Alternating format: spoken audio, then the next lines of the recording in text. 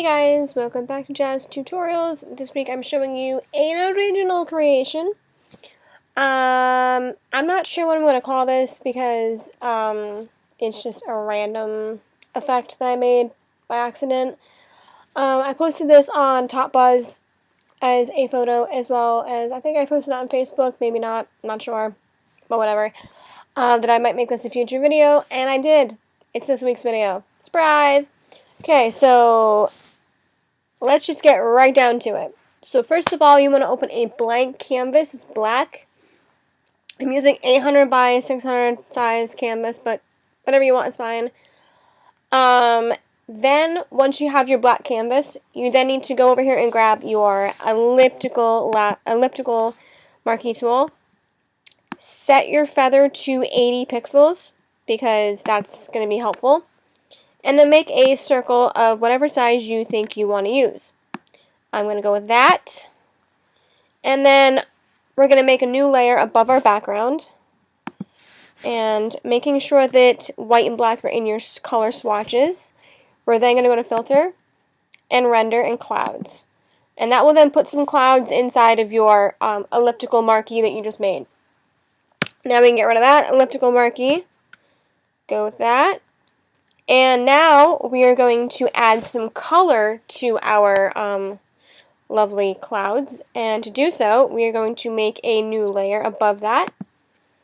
And on that lovely layer, we're going to select two colors that we like. So I chose a purple tone to a blue tone. And the two tones kind of have to coincide and mix, if you notice how the blue and the purple kind of go together. So pick colors that you think would go well together. Not ones that will look weird, like I wouldn't pick a green and a bright red. Like, nah, I wouldn't go that route, but you know, something that looks nice. So I'm going to go with that, and then I'm going to take my gradient, and holding down my shift key, I'm going to make a perfect line straight down the middle, like that. Ooh, cool. Alright, then we need to set our layer to overlay. And overlay will then add your colors to that. Neat. Alright, well I already have that layer made. And that's what I have there. Yay! Alright, cool beans. So that's where we are right now. Now, the next layer we're going to add, which will be above your gradient, is going to be your brush layer. Now, these brushes you can totally use if you want. If you don't have these exact brushes, that's fine. You can use similar ones. I did find these on brusheasy.com, so link for that website is below. Just type in smoke brushes, and you should find some that are similar, or maybe the exact ones, I'm not sure. So any smoke brushes you have on hand are great, and you want to make some in the center of your clouds. So as you'll notice, I have mine, and I'm using white as my color, so that's my smoke brushes there. I added a bit there, and I'm just going to set those to overlay as well, so they blend in nicely with my clouds and my gradient. Alright, so now what we're going to do is we are going to create our shape layer.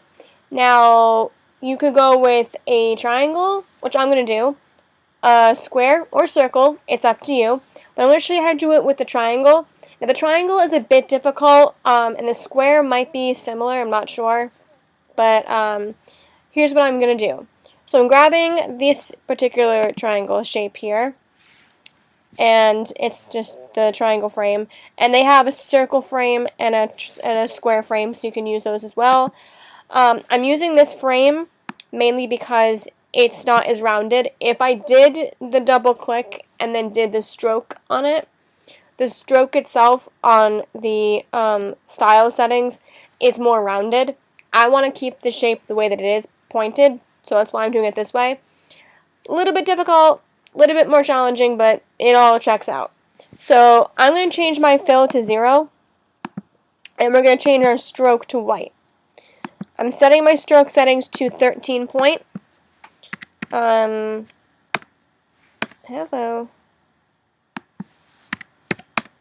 Alright, so you'll notice how in the center of the frame, there's still a triangle. So I'm going to then delete that portion of it, and to do so I have to erase it. Now, I know some of you out there that are way more advanced might know of an easier way to do this, but this is just how I'm going to do it. So, whatever. We have to then rasterize the shape layer because you can't erase anything on a non-rasterized layer. It doesn't work that way.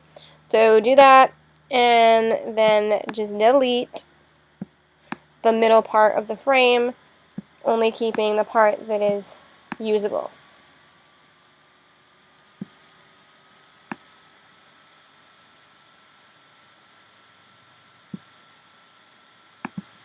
Alright, so we have our lovely triangle. So we are then going to now take that. I'm going to transform this a bit, move it around so it looks in a nice little position there.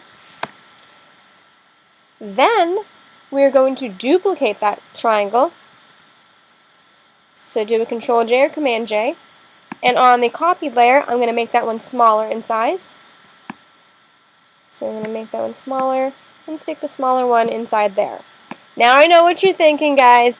We just had deleted that.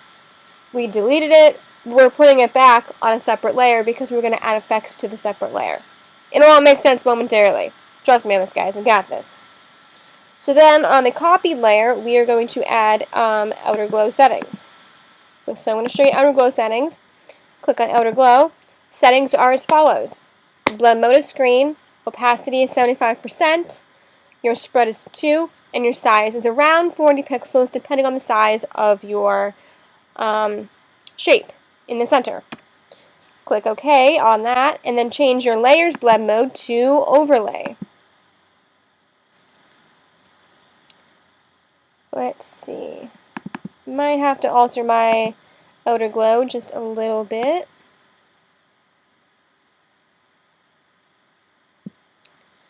I'm going to roll with that. And essentially that's kind of what you're going to get.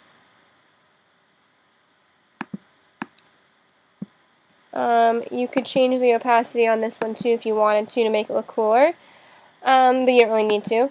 But essentially that's kind of the effect we're going for, and I will show you my other ones I've already made.